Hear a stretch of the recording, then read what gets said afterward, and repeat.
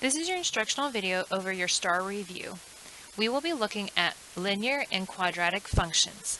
Please copy down the objective underneath the title of your booklet. The objective for this section is to review all the various characteristics that we've learned about a linear and quadratic function. Let's begin. Turn in your booklet to page 1. We will begin to define what a linear function is. When you first stepped into your Algebra 1 class, you probably began with something called a linear function. A linear function is a line that has an independent value and a dependent value. So remember, we talked about an independent value. And remember, an independent value is which axis? X or Y? That's right, it's your x-axis or your x values. And it has a dependent value. Do you remember what axis that is? That's right, it's the y-axis. So a linear function is a line that has an independent and a dependent value. So let's ask the question, how do you make a linear function? Remember, you looked at an equation, y equals mx plus b, where we knew several things.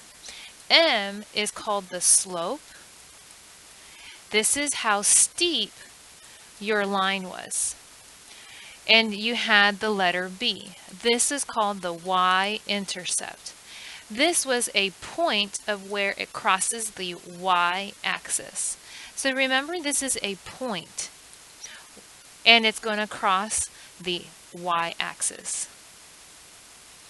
So now we've defined what a linear function is. So let's look at part 1, finding the slope.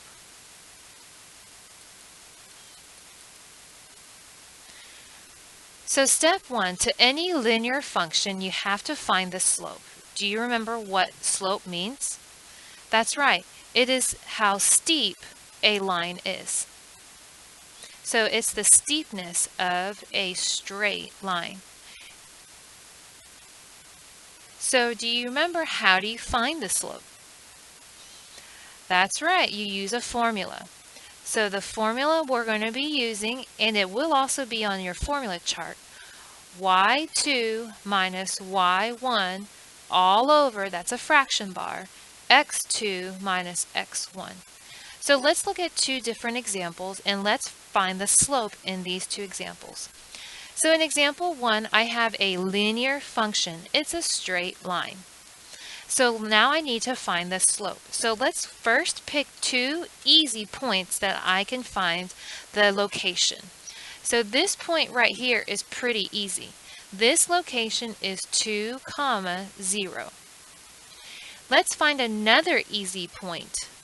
Let's look at this one. This point right here is also very easy. This point is 0, -3. Alright, so let's talk about how you find the slope. So the first thing I'm going to do is I'm going to make a t-table. Remember your x and your y. And I'm going to use the first point, 2, 0, and I'm going to list them first. Then I'll list the second one, 0, -3. Feel free to switch these two around. It still works. Now to find the slope, remember during the first semester we would move this sideways and it would become now y over x, and then now you would subtract the y values. So remember, we tipped it over and now you have y2 minus y1, which is 0 minus -3. Careful here, what does that become? As well as you have x2 minus x1, which is 2 minus 0. So now you just have to do the math. Remember, a negative and a minus becomes a positive. So this is 0 plus 3, so it's going to be 3 over 2. So your slope is positive 3 over 2. And that makes sense. If I were to put my pencil here at this bottom dot, I would go up 3 lines and to the right 2. So that's my slope. Can you find the slope in example 2? Hit pause, hit play to check your work. the first hint I'm going to ask you to look at is you can pick any 2 points since I gave you a table of values. You can pick any 2 points. What I would like you to do is pick these 2 points and try to find the slope with these 2 values. Alright, with the 2 values that I chose for you, and again, you could use any 2 points, it would work the same if you did your math correct. The first thing I did is I went ahead and rewrote the XY table with these 2 particular points. Now, do you remember what you do? That's right, you're now going to turn this table sideways and you're going to subtract the 2 numbers. So 2 minus 8 over negative 2 minus 1. Now, all you have to do is either put it in your calculator or do the math. So you would get negative 6 over negative 3. To reduce this, remember negative and a negative make a positive. So it would be either 2 or 2 over 1. That's your slope. This is your instructional video over your STAAR review, linear and quadratic functions. We will be looking specifically today at page 2. Remember, the objective is to review the various characteristics of a linear and quadratic function. Please turn to page 2 in your booklet. Today on page 2, we will be looking specifically at how do you write an equation of a line. So do you remember what are the steps in knowing how to write an equation of a line? Well, let's think about what step 1 might be. Well, we already looked at step 1 in the previous instructional video. Step 1 is you need to find slope. So if you forgot, please go back and revisit page 1 in your booklet. And please feel free to watch that instructional video if you have forgotten how to find slope. Step 2, you're going to need to find a point on the line. And it doesn't matter which point. I would pick an easy point to use. So you want to pick a point on the linear function. Step 3, what you're going to use is you're going to use the formula y minus y1 equals m parentheses x minus x1. And we'll talk about what all this means in just a second. And then step 4, you're going to use your Algebra 1 skills to solve for y so that you can find the actual equation. So let's follow these 4 steps with the 2 examples that we have. So here on the left, do you remember the first step that we did was we found slope. Please look back at page 1 to see what we got on this example here. From page 1, the slope that we found in this example was 3 over 2. So step 1, we found the slope. Step 2, we want to pick a point. Now, the point I'm going to use is one of the easier ones. It's going to be 2, 0. Now, you can feel free to pick another point. You can use 0, negative 3 if you would like as well. Now, step 3, I'm going to use the formula y minus y1 equals m parentheses x minus x1. So you're probably asking yourself, well, where is this y1 and your x1 coming from? Well, this is your point. So this is why you pick a point. Your point here is your x, y value, which we actually found is 2 and 0. So remember, which one is the x value, which one's the y value? That's right, 2 is your x value, 0 is your y value. So what you're going to do is you're going to replace them, and it's called substituting. So you're going to leave the first y alone, minus, and this is where you have your y value, which is 0. Equals, and then m is your slope. So then we found 3 over 2 is your slope. Parentheses, you're going to leave the x alone, minus, and now you're going to look at your x value from the point that you picked, which is 2. And now this was step 3. For step 4, now you're going to use your Algebra 1 skills and you're going to solve for y. So the first thing I'm going to do is leave the left side alone and I'm going to distribute the 3 halves. So I'll keep the 3 halves x, and I'll be your calculator for you. 3/2 times -2 is -3. Now you're almost done. Which two numbers do not have letters with them? That's right, 0 and -3. So what you're going to do now is move the 0 over because I want y by itself. So I'm going to add 0 to both sides. Since 0 does not have a x, I can't put it underneath this. I have to put it underneath the -3. So then now, all I'm going to do is bring down the y, bring down the equals, bring down my slope, and then -3 plus 0 is -3. So congratulations, this is how you write an equation of a line. Can you try example 2 on your own? So what do you need for step 1? That's right. Go back to page 1 and find the slope that we found. 2, you're going to need to pick a point. I'm going to pick a point for you. Let's use -2, 2. Step 3, you're going to need to use the formula y minus y1 equals m times x minus x1. And step 4, you're going to use your Algebra 1 skills. Hit pause at this time, hit play to check your work. From example or page 1, we found that the slope is 2. The point that we chose is -2, 2. Now you're ready to substitute. So remember, -2 is your x value, +2 is your y value. So now you're going to replace y minus the y value, which is 2, equals your slope of +2 times x minus, now be careful, this is x minus a -2. So what does that make this sign? That's right, it becomes a +2. Now step 4, you're ready to use your Algebra 1 skills to find y by itself. So you're going to copy the left side down. You're going to distribute, so you get 2x. Careful, this is 2 times +2, which is 4. Now, what two numbers don't have letters with them? That's right. So you're going to move the -2 over. So then now you have the final answer of your equation. Y equals 2x plus 6. Congratulations, you now know how to write an equation of a line.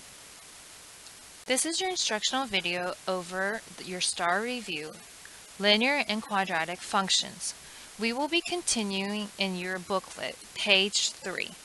Remember, the objective is to review the various characteristics of linear and quadratic functions. Please review page 1 and 2, and we will begin at page 3. Here on page 3, we will be looking at graphing an equation of a line from an equation. So now we're ready to go backwards. We're going to give you an equation of a line. Can you draw the linear equation or the graph? So what are the steps? Well, the first step you need to do is make sure it is in standard form. So we're going to check for standard form. Remember, that means your x and y's are all on the left side. So it might look something like this. -2x minus 3y equals 6. That is called standard form. Step 2, we're going to use your Algebra 1 skills, and then you're going to solve for y. So you're going to move all this stuff so that it's going to be y equals, and then all this other stuff. Well, all this other stuff is actually going to look like y equals mx plus b. That's why we're going to use our Algebra 1 skills. So that you can, step 3, you can start graphing it. So this first thing you're going to look for is you're going to graph the y-intercept. So that means where it crosses the y-axis. So this is going to be along the y-axis. In step 4, you're going to graph the second point by using, so you're going to graph using the slope to make the second point. Okay? All right, so let's try example 1. All right, so in example 1, let's first see if it's in standard form. It is. Check. Now step 2, we're going to change this so that y is by itself. So that means I'm going to have to get rid of this negative 6x. And how do you do that? That's right, you're going to add 6x to both sides. Now, can't put it underneath the y, can't put it underneath the 8 because it doesn't have an x. So I'm going to put it out to the side. Alright, so now I'm left with 2y, and now I like to put my x's first. So I'm going to put 6x plus 8. You're almost done. So how do you get rid of this 2? Because I want y by itself. That's right. You're going to divide everything by 2. Everything. What you do to one side, you do it to all. So now you're left with y equals 3x plus 4. And this is the equation that you can graph now. Alright, so do you remember the 3 represents what? That's right, the 3 is your slope. That means your m value. So do you remember what 4 is? That's right. 4 is your y-intercept. This is your b value. So this is where I'm going to start my dot at 0, 4. So I'm going to go up to my graph. Here's my x-axis. Here's my y-axis. Since I'm at 0, 4, I'm going to go up 4 lines. 1, 2, 3, 4, and put my first dot. I'm done with step 3. Now with step 4, I'm going to use the slope and I'm going to count. Now 3 is not a fraction, but how can you make 3 into a fraction? That's right, it could be 3 over 1. Since this is positive, I'm going to take my pencil, go up 3 lines, 1, 2, 3, and to the right 1. Now you can do this one more time if you would like, or you have enough dots. 2 dots is enough to make a line. Take your ID and connect the dots. Alright, so since this is a linear function, remember you can't just stop after you connect the 3 dots. This is an actual line. So the line needs to be as long as the graph, and then don't forget to put the arrows at the ends, which means it keeps going on forever and ever. Alright, so let's see if you can try example 2 on your own. Remember, the first thing we want to do is to check to see if it is in standard form. And it is. Alright, at this time, hit pause. Try to get this so that y is by itself. Hit play to check your work. Alright, so the first step you should have done is subtracted 4x from both sides. Now remember, the 3 and the 12 do not have x's, so you cannot put 4 negative underneath that. So this is what you would get. 3y equals negative 4x plus 12. So now the last step is to divide everything by 3. So then now your equation is y equals negative 4/3 x plus 4. Now, do you remember how do you graph this? Where is the slope and where's the y-intercept?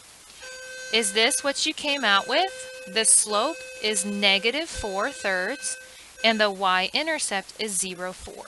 So let's go ahead and graph it. The first thing I'm going to do is label my x-axis and my y-axis, and now I'm going to put a dot at 0, 4. So remember, you're going to go up 4 lines and then put your first initial dot. Now since your slope is a negative 4/3, I'm going to go down 4 lines this time, and then to the right 3 lines. So then now you can tell that my line is actually going down. It's decreasing because my slope is negative. So now you're going to take your ID and you're going to connect through all 3 dots. Don't forget, your line has to go through the entire graph because this is a linear function. It doesn't just stop after touching these 3 dots. So your line looks like that. Congratulations, you now know how to graph a line given an equation. This is your instructional video over your STAAR review, linear and quadratic functions. Today we will be looking in your booklet specifically at page 4. Remember, the objective is to review the various characteristics of a linear and quadratic functions. Please review page 1, 2, and 3, and then we'll get to page 4 today. All right, on page 4, we're now looking and finding a specific point that lies on this linear function. So why are we doing all this? Why are we first finding a slope? Then why are we finding a line to an equation? Then why are we graphing a line from an equation? Well, that's because all these lines are made up from lots of points put together. So when we do this, we can actually find specific points. Let's look at example 1. Here I have my equation negative 6x plus 2y equals 8. I want to find y when x equals 4. So that means I want to find the exact value. So I'm going to replace the letter x with the number 4 and then use my Algebra 1 skills to figure out what y is. So I now know negative 6 times 4 is negative 24 plus 2y equals 8. Now how do you solve for y? That's right, I'm going to add 24 to both sides. Now don't forget, 2y has a y in it, so you can't mess with that. So now I have 2y equals 32, and then I divide both sides by 2, and so I get y equals 16. So what does this mean? Well, this means this is an actual point on the line. The actual point comes from my x and my y values together. So I'm looking for the point 4, 16. Let's take a look at example 2. Now we're going to write it in what we call function notation, but it's still going to be the same thing. I have the equation f of x equals negative 4/3 x plus 4. I want you to find the actual point when f is f of 6. So that just means when x equals 6, I want to find the answer. So we write it as such. So f of 6 equals. So every time I see the letter x, I'm just going to replace it with the number 6. And then I'm going to actually find the answer. And you can actually put this in the graphing calculator. So here I've put it in my graphing calculator. And now all I have to do is hit enter. And the answer is at negative 4. So we write the answer as such. So it's going to look like this. F of 6 equals negative 4. Well, what does that really mean? Well, this is actually a point. This is the point 6, negative 4. Let me show you what that looks like on the graphing calculator. So on the graphing calculator, here is the actual equation that we gave you. When you hit enter, it shows you the linear function, the line. So now we asked you to find f of 6. So I'm going to go to the table, Control T, and I'm going to look here on the x value until I get to 6. Well, there you go. At point 6, I am at negative 4. So let's take a look at if that's really true. So looking at my graph, if I were to go over to 6, and then I go down, would I hit negative 4 on my blue line? And sure enough, I do. So this is why it's called function notation. You are looking for a specific point on the actual graph. Can you try example 3 on your own? Can you tell me where would you be if I wanted to find negative 3 on my graph? Hit pause to try it on your own. Hit play to check your work. So there's two ways of looking at this. So the first thing I did was I replaced the letter x with negative 3, typed it in my calculator, and my answer would be positive 8. So f of negative 3 is supposed to give me 8. So remember, what does that mean? It means this is an actual point. The actual point is at negative 3, 8. Let's look at my graph then. So here's my graphing calculator, and if I go to negative 3, I do get 8. So if I go over to negative 3, even though you can't see it right now, negative 3, and then I go up, I do hit 8. So there's two ways of doing this. You can actually do it by hand or looking at the graphing calculator. Now let's review and let's talk about the domain and the range. Do you remember what the difference is? That's right. The domain are all of your x values. The range is all of your y values. All right, so let's look at example 1. Can you write down all the domain values? I'll start you off. It will be x equals, and then you're going to list all the x values. All right, so did you put -1, 0, 1, 2, 3? What about the range? Range are your y values. So you're going to start out listing all of your y values. So this is easy if this is a discrete graph. Discrete graph means I'm going to give you all the points. But it is a little bit more difficult if I give you a continuous graph. Continuous means I'm going to connect all the dots and it's actually going to be a line. Do you remember how we found the domain and the range to a continuous? All right, so domain are all the x values. Remember, this is where we drew the left side and the right side. But if you notice, if I try to crop this picture, there's arrows on both sides. So that means it's going to keep going to the left and it's going to keep going to the right. So do I actually have an answer? That's right, I do. It's going to be from -infinity to +infinity. You can also write it as all real numbers. That means it's all the numbers I've ever known. So you can write it both ways. You can also write it as the capital R as well. So let's talk about the range.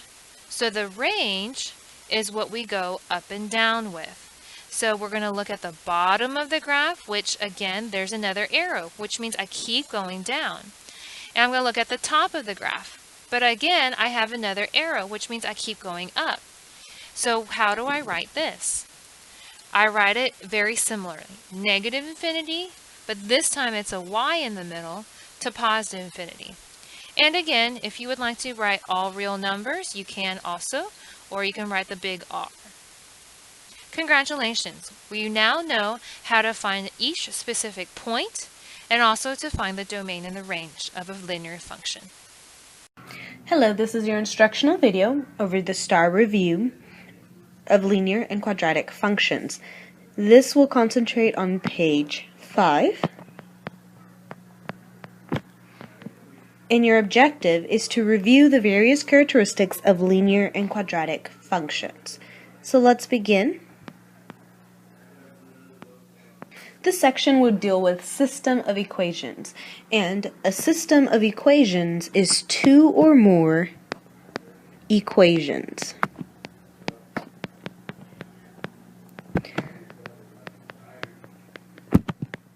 So we could be dealing with 2, 3, or so on, as long as we have two or more equations. How do you graph a system of equations? Well, step 1, you need to change both equations to slope-intercept form. So we're going to change both equations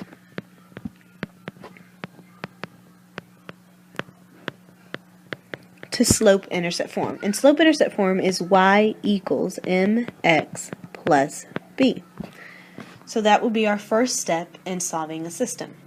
Step 2 will be to graph both equations. So we need to graph both equations.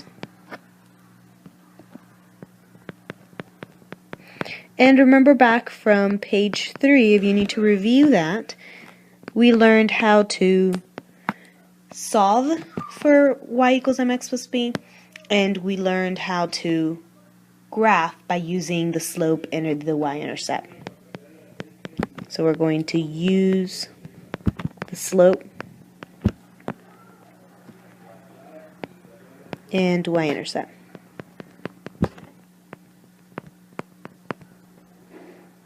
And once you do that step, we will now find the solution for step 3. And remember, solution means various things depending on your topic. And our topic here is a system. So when we're talking about solution of a system, we need to remember that a solution is the point where the lines intersect.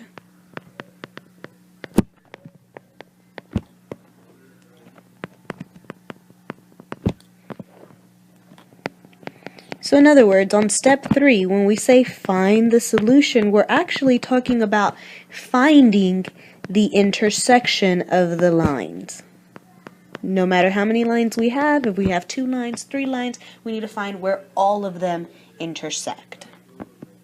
Okay, so let's begin our example. I have a system here because I have 2 equations, negative x plus y equals negative 7, and x plus 4y equals negative 8. Our first step was to change this to slope-intercept form, to y equals. So I need to solve for y. So I'm going to start by cutting my page here in half, and I'm going to put one function, this one right here, on the left side. So I have negative x plus y equals negative 7. Then I'm going to write the second function right here on the right, because I need to solve for both of those and make sure that they are in y equals form. Okay, so I'm going to start by solving our orange line. I'm going to put my line down my equal sign so I can separate it and start solving. So I need to get y alone, so I need to add x. I can't add it to the negative 7, so I write it to the side of negative 7. Bring my y down, cancel out my negative and positive x, and I get y equals.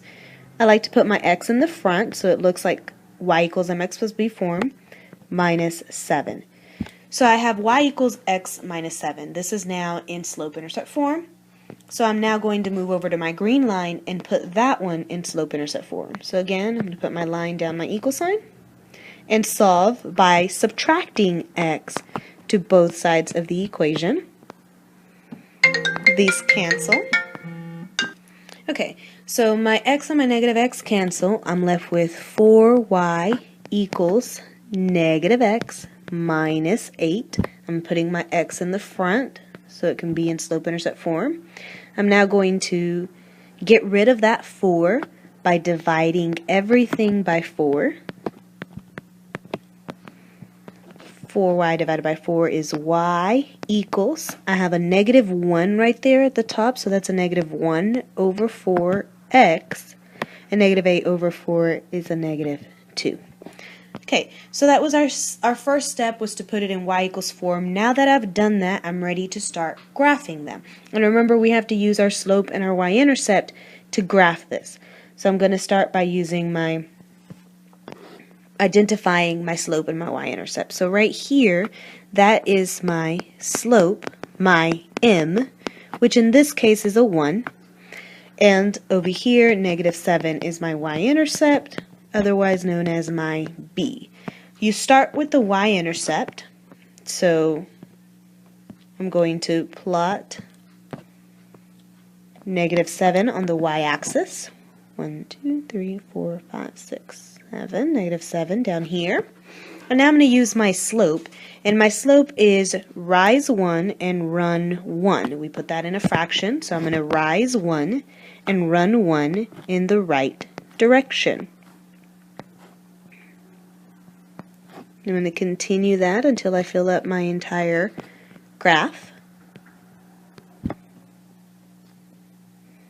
Once I have that, I can connect these,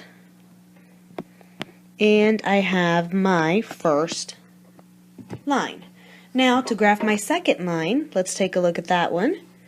I have a slope of a negative 1 over 4, and my y-intercept is a negative 2.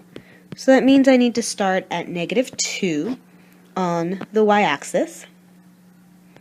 And because it's a negative 1 over 4, I'm going to go down 1 to the left, to the right 4, down 1 to the right 4. Since I can't go further anymore, I'm going to go up 1 to the left 4, 1, 2, 3, 4, and continue that until I fill up my entire graph. Now that I've done that, I'm going to connect these and get my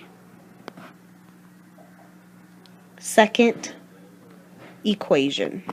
There we go.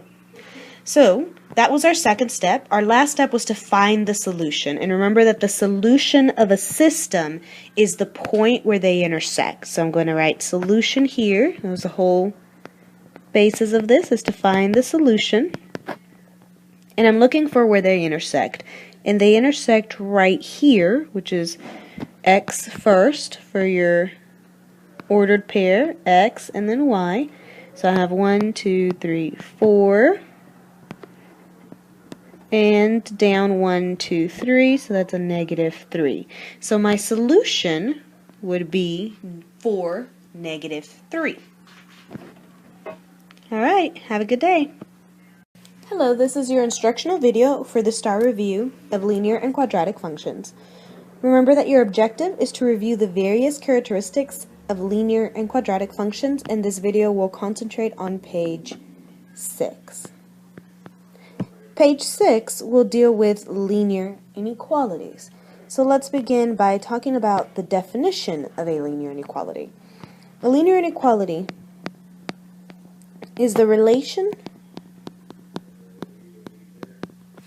between two expressions that are not equal.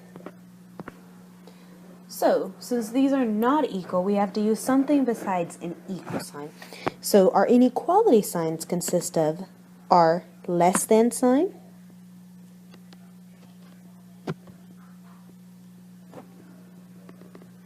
our greater than sign,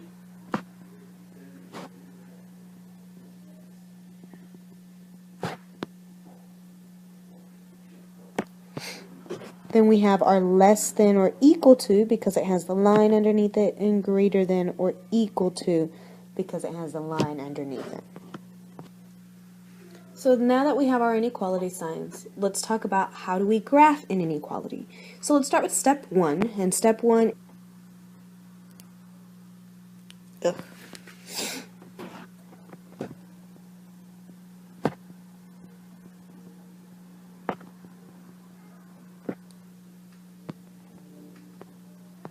Once we have it graphed, we then need to determine if we have a dashed line. So we need to see if the line is dashed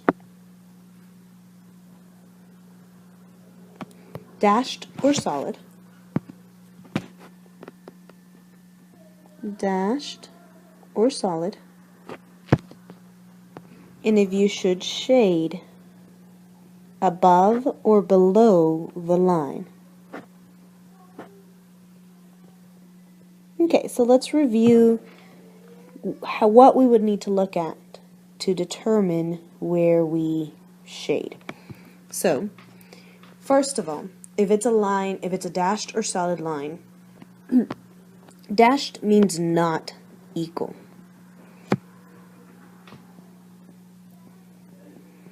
So if it's not equal, you have a dashed line, and the inequalities that are not equal are the less than and the greater than signs, because if you notice they don't have that line, so they're not equal. If you are a solid line, that means that you are equal, and then you would use the ones that have the less than or equal to sign and the greater than or equal to sign. Now, let's think about, are we going to shade above or below the line? So, above means that we are greater, so we're going to use the greater than sign, or of course we can also have the greater than or equal to sign, and below is where you're going to use the less than or the less than or equal to sign. Okay, so let's begin our problem. We're going to graph this linear inequality. 4x minus y is less than 3. We're going to begin by, first step, putting it in y equals form, okay, or putting it in slope-intercept form.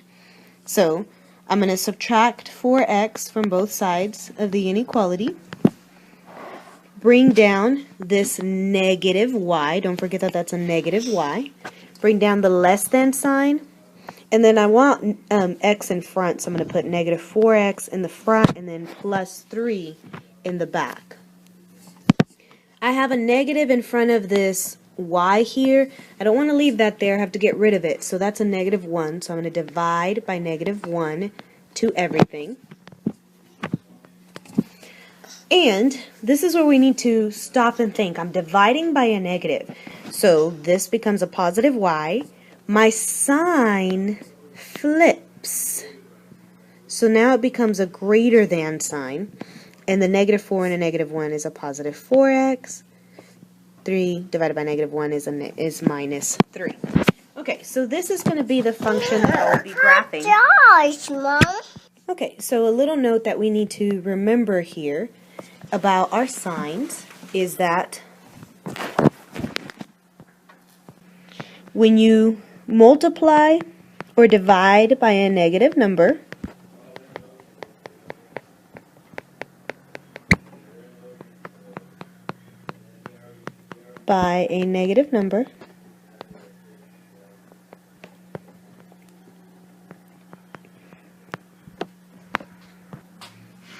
the inequality flips. So that's what happened right here on our function is our inequality flipped because we divided by a negative 1. So now that we did that, let's begin by graphing this. So we're going to use our slope and our y-intercept. So we have a slope and our y-intercept. Our slope is right here, 4 over 1, and our y-intercept is negative 3.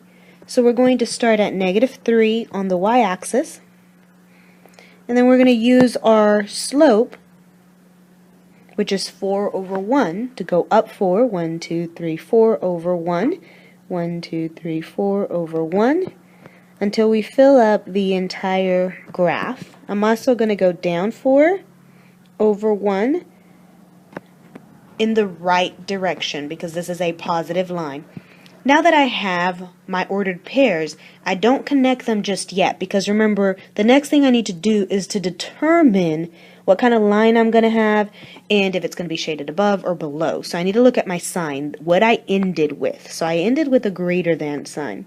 So if you look back at your notes, that means that this is going to be a dashed line because it doesn't have the equal sign underneath it. And it's going to be shaded above because it is greater. So now that I know it's a dashed line, I'm ready to go ahead and start dashing this. So I'm going to put dash through here all throughout, and then put arrows at the end to show that it's a continuous line. I'm going to now shade it. So I will shade everything above the line. And to determine where is above the line, I'm going to go to my y-intercept, which is right here, and I'm going to go on top of the y-intercept. So anything up here is going to be shaded. Anything above that line will be shaded. So we need to lightly shade that with our pencil. And this right here represents the solution of the inequality. Anything that is in that shaded area would be my solution. Okay? Have a good night. Make sure that you put a little note about the solution being the shaded area.